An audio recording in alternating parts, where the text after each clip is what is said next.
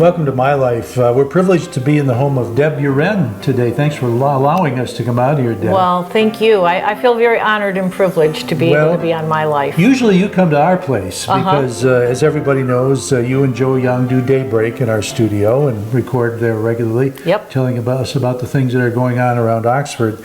But what people don't know, besides the fact that you're president of the Oxford Chamber, is that you and your husband Jim also have a dog breeding business, and we're going to get into that eventually. And you have it out here at your beautiful home in Metamora. Yes. But I always like to start out by talking about things that are going on right now. And I know the Chamber just had a women's exhibition, I believe. Yes, it was our 13th annual Women's Expo. We had it out at Boulder Point, which is a regular for us, and it's McLaren is our premier sponsor, and our funds from the raffle, the luxury raffle, goes to Sister Foundation, which gives free mammograms for women that are in need that don't have the finances to do this, and this organization then provides them with free mammograms. So this year we took in $1,000, and we had a check that we gave to McLaren. So that's always makes everybody feel very good, and the women around Oxford and our surrounding communities really help out a lot. So the Women's Expo is something that we really look forward to every year, and it's always in August. It's always in October. You're wishing that summertime would hang on a little while. I know, with the fall weather here and everything. But yeah, it's our annual, and we're looking forward already to next year. Well, I know that you've been president of the Chamber for a little over 2 years now. You've been on the Chamber for several years. Yes. And everybody appreciates the good job that you and all of the folks on the Chamber have been doing lately. Thank you. And I know we're getting into the holiday season here before too much longer. Would you care to mention some of the stuff that might be coming up in connection with that? Sure. In November, we are going to be having our fall fashion show. Sue Oles is going to be having her fashions along with Kim Rose Fashions in Grand Blanc. Kim Rose has been a Chamber member for about 4 years now, and she does a lot of fashion shows here with the Oxford Women's Club, and also having done our fall fashion show. So that's going to be at Boulder Point in November, and then always we have our annual Christmas parade, and our theme this year is rocking Christmas, rock and roll Christmas. You're going to be rocking around the Christmas tree. So Nicole, our Chamber Director, said that we've already received a number of applications for floats and entries for the parade. So that's going to be the first Saturday in December. We will be having the reindeer. This year we'll have 2 live reindeer that will be at a petting area afterwards, where Santa's going to be after the parade, and people will be able to take pictures and just have a good time. So we're once again looking forward to that as well.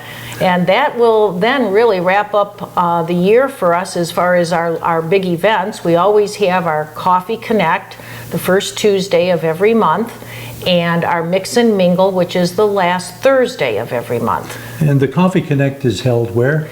We have that at different locations. Different businesses will host that, and it's from 8 to 9 o'clock in the morning. The last one that we had was at Curtis Insurance. We had well over 30 people there. Wonderful. And this gives everybody an opportunity to talk about their business. Just, a few minutes just to let everybody know, and then afterwards everybody just kind of networks amongst themselves, and we just have a very good time. It's free, and it's just a great way to meet people. And that's once a month, did you say? Once a month, yes. At the first Tuesday of every month. Okay. Our next one is going to be at Goddard School. So that should end up for the year for us. We're not too sure if we're going to do one in December, just because of the fact that everybody is so busy for the holidays and everything. Yeah. So, but yeah, it always seems to be that new people come and the same people come.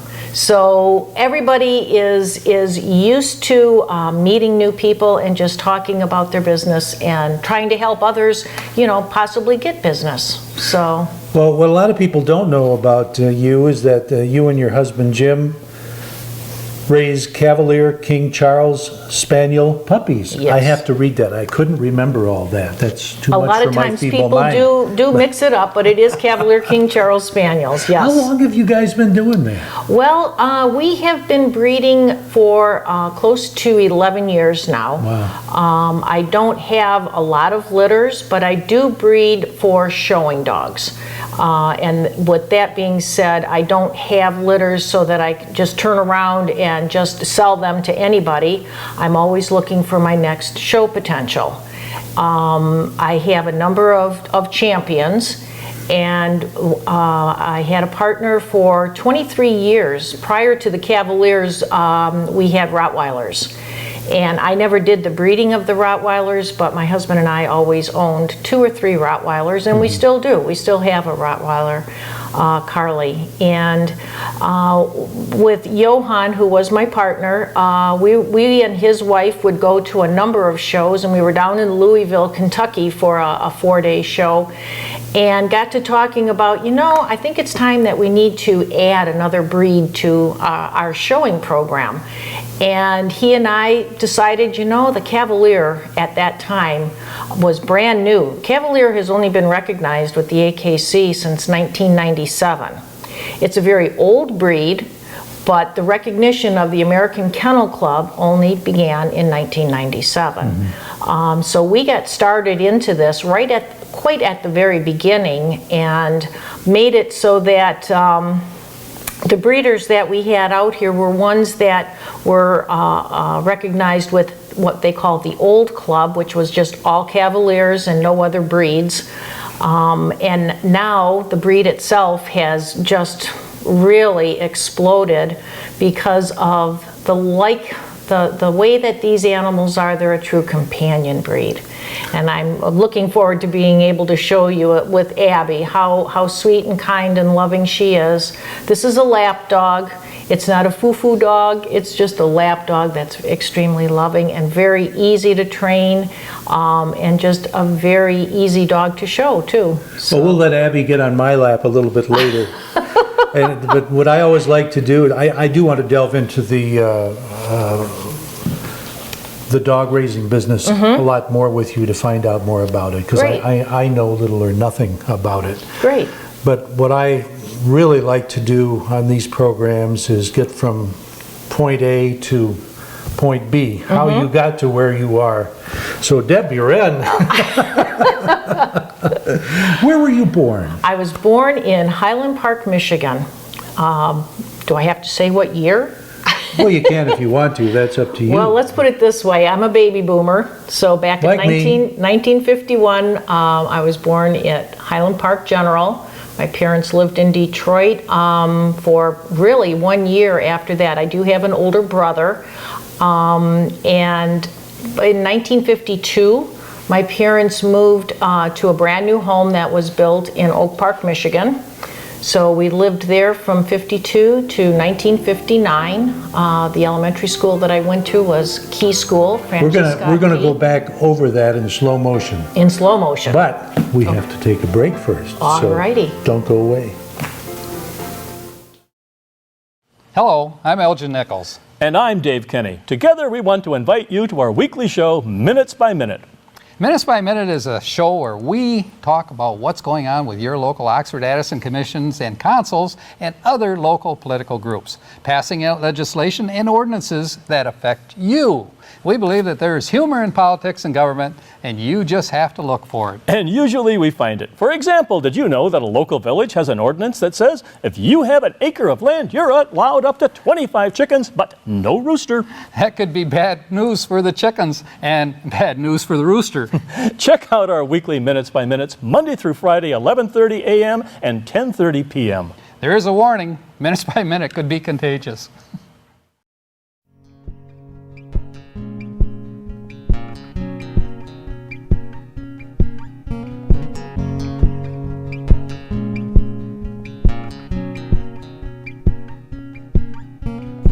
Canine Stray Rescue is Oxford's own local dog rescue. Each year they take in hundreds of dogs and bring them into suitable homes.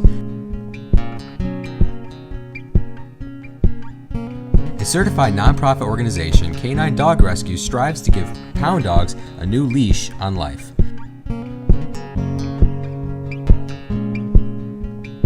To donate, adopt, or even volunteer, call them at 248-628-0435 or go to their website, dogsaver.org, and click on the Canine Stray Rescue League link.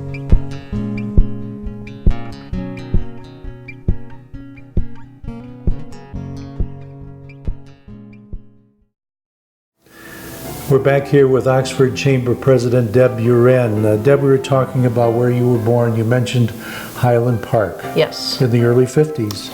Yes. Actually, I'm very familiar. You were at Highland Park General, I believe you said? Yes. Which is right around the block from the first apartment that I had when I went to Wayne State University. So, Really? Yeah. Oh my gosh, my husband graduated from Wayne Familiar with that State. neighborhood, Yep, yes. Yep.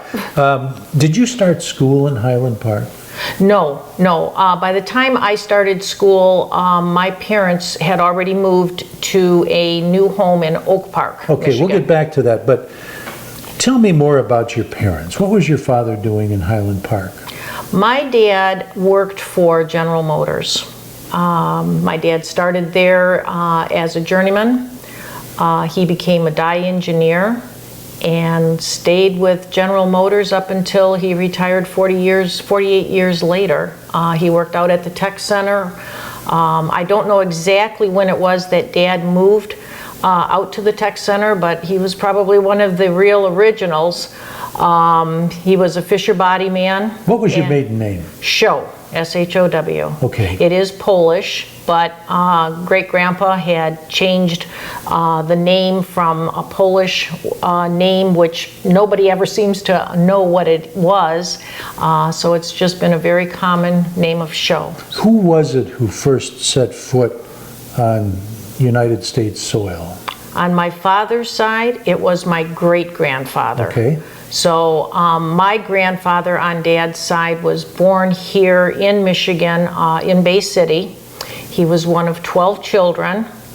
And I was fortunate enough to meet my great-grandparents on Dad's side. Really? Because all my other grandparents all came here from Europe.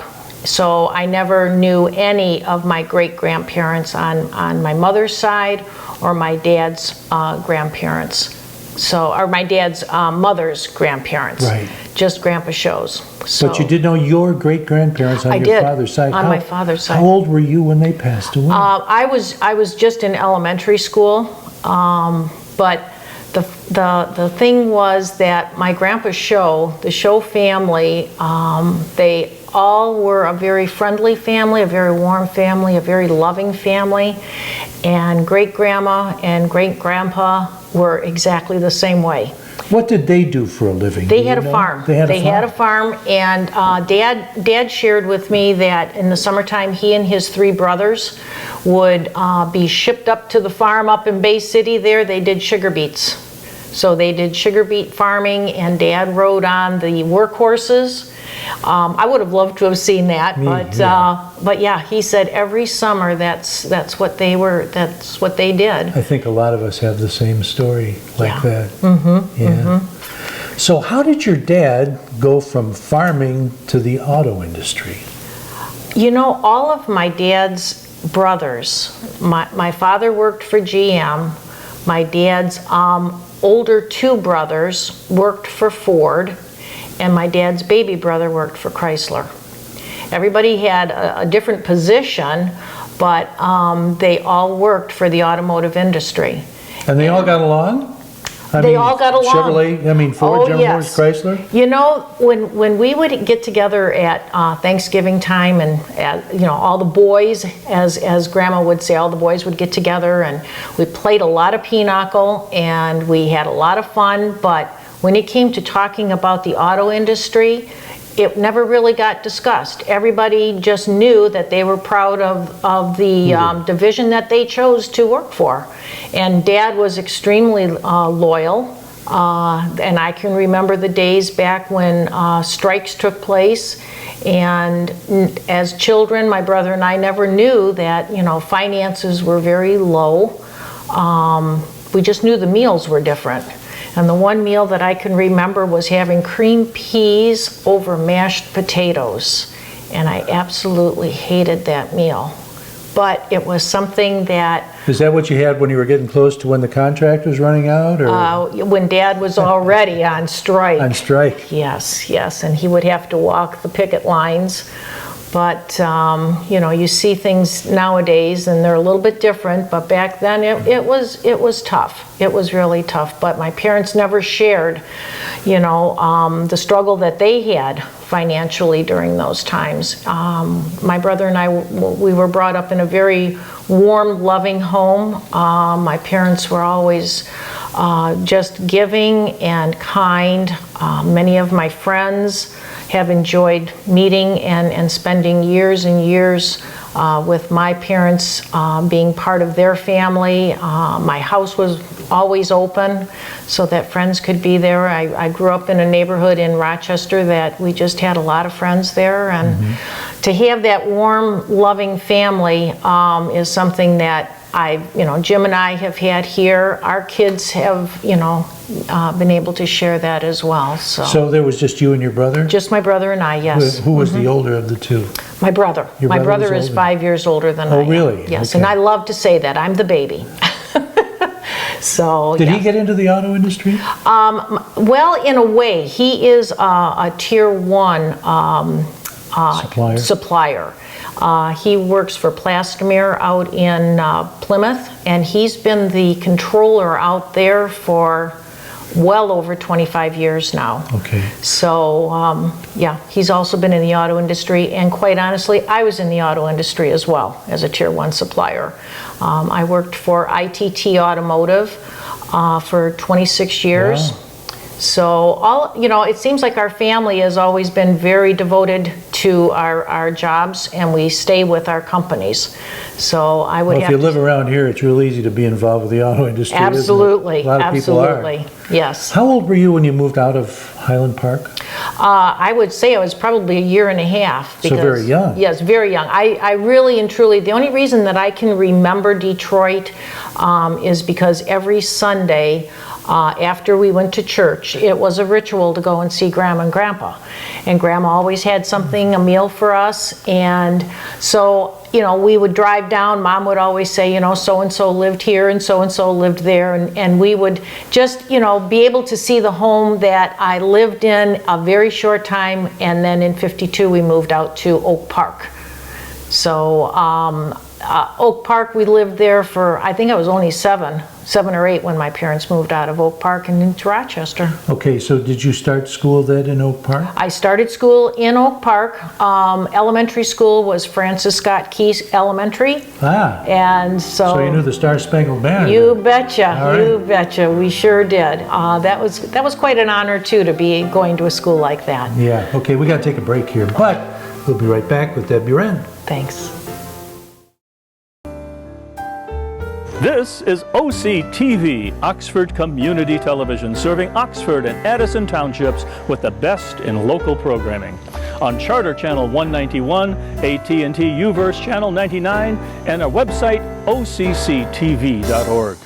OCTV, we provide local programming that brings you closer to home.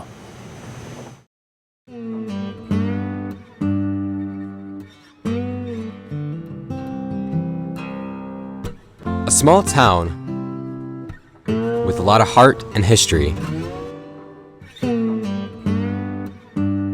A hidden gem with a sense of community.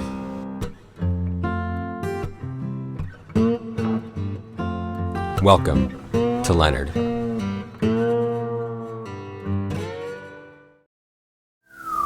Welcome back. We're with Deb Uren, and Abby has decided to join us. Actually, Abby kind of joined us earlier. She was kind of peeking around the corner at us as we were talking at the kitchen counter, so we thought we'd just come over here on the couch and give Abby an opportunity of joining in the conversation all the way. And in the background, who are we hearing over there? That happens to be Zachary. He is Zachary. a 26-year-old African Gray. that we have had all of his life, and every now and then he kind of puts in a few words. So he's Well, if you see a big bird flying over and landing on my head, you'll note that that's Zachary. No, Zachary's in his cage right now, so Yes, I think he we'll be is. okay.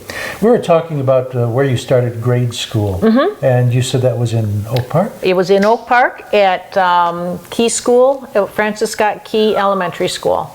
And I was there up until the 3rd grade. My parents built a home in Rochester. We moved out there in December of 1959. And your dad was working for General Motors all this time, Yes, right? he was. He was out at the tech center at that time. And in the subdivision that we were living in, throughout the years, there were 5 gentlemen, 5 different families that moved there that also worked. The husbands worked at Fisher Body, and they would carpool. So that made it a lot nicer. You know, it was only one day a week that Dad had to drive, and one day a week, you know, John, and then there was Cal in the back of the sub. And it was a very large subdivision right next to Rochester High School, right off of Walton Boulevard, Rockdale subdivision. And I graduated from Rochester High. My parents lived in that home for a number of years, and eventually moved out when the condos were being built, Oak Brook Ridge out on Tinkin Road, which backed right up to the old McGregor farm, which is now Great Oaks Golf Course. Was it tough for you to change schools? That was one of the most difficult things that I had to do. I was very shy, and it was uncomfortable to meet new friends. I had so many friends in Oak Park, and then when you're moving in the middle of a school year where everybody is already established with their friends and everything, it was a very difficult thing for me. But I can remember Mrs. Cromie, who was my 3rd grade teacher, and she paired me up with a very good friend, Joanne, and I ended up standing up in Joanne's wedding. So it was one of those things that, you know, teachers, they could see how shy I was, and they made sure that they paired me up with the right person, and that friendship just lasted all these years. So Joanne and I have recently reconnected on Facebook. Wonderful thing of Facebook. What would we do without Facebook? I know. It keeps us all connected. Now, did your grandparents stay where they were? Yes, they did. My mother's parents did. They stayed in that same house the whole time that Grandma was alive. Once my grandma passed away, I was a junior in high school, and Grandma passed away, my mother's mother, and then Grandpa moved in with us. And you know, when you're married that many years, you know, it's very difficult to be without your spouse. And Grandpa lived for probably another year and a half. Neither one of those grandparents had ever been in a hospital. They had never been sick. Grandma passed away in her sleep at home in bed. Grandpa, he, you know, I think he was the same way. My dad's parents, on the other hand, my grandma Sho, she was from Poland, and she was a real entrepreneur. And they ended up moving down to Florida, and Grandma had a lot of real estate down there. She had a road named after her, so Show Road.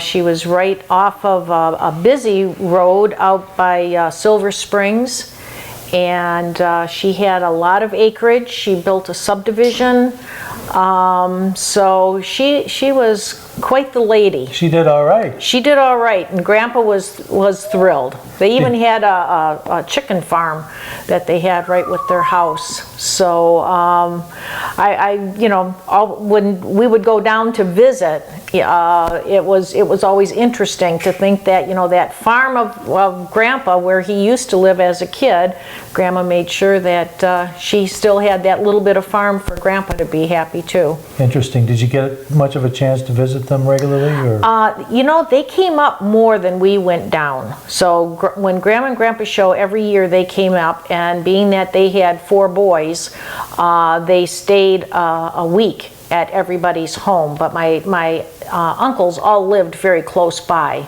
but they actually stayed in each home when they were here for that period of time. So I would have to sleep on the couch, and they got my bedroom, which was just fine. It was just fun to be with Grandma and Grandpa, you know. So Well, you moved out to Rochester at a pretty good time. I mean, Rochester was growing like gangbusters back then. yes, but you see, I can remember Rochester being with Walton Boulevard, you know, 1 lane or 2 lanes. Tinkin and Livernois, they were dirt roads. Crittenton Hospital, of course, wasn't there at that time. That was a dairy farm. There were horses there, there were cows, there was a regular dairy that sold fresh milk. McGregor's farm was across the street with all the Black Angus, and being that we lived so close to McGregor's farm in the summertime, having our windows open, you could hear all the cows out there, and I miss that, you know.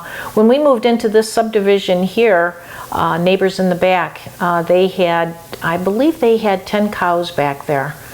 And it was just kind of nice to hear the cows. They since have, you know, sold them all off, but there's nothing better than to just hear animals and to have nature be around you. I think it's a very warm feeling.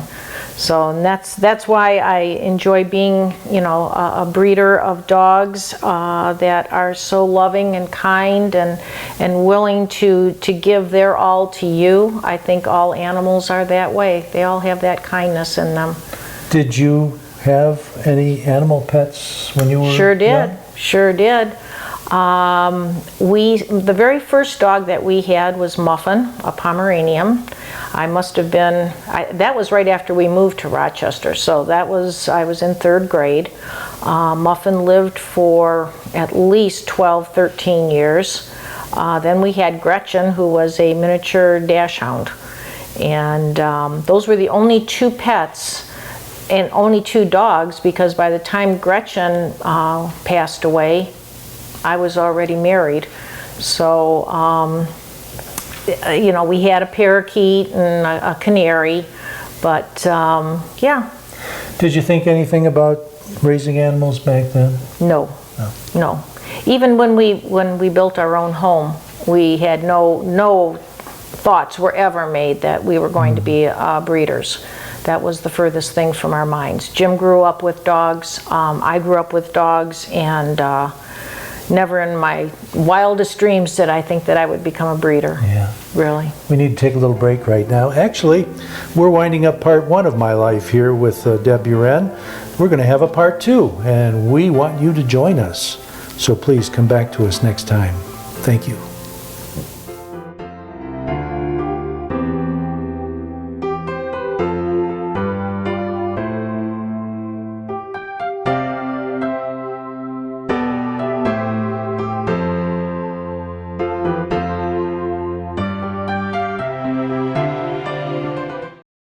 Your local business. Your police department. Your local business. Your village of Oxford.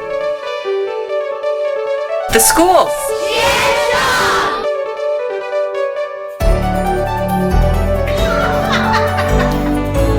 Your parks and recreation. Your community. Your community. Only on OCTV. Take off your hat, throw them cold, take off your hat.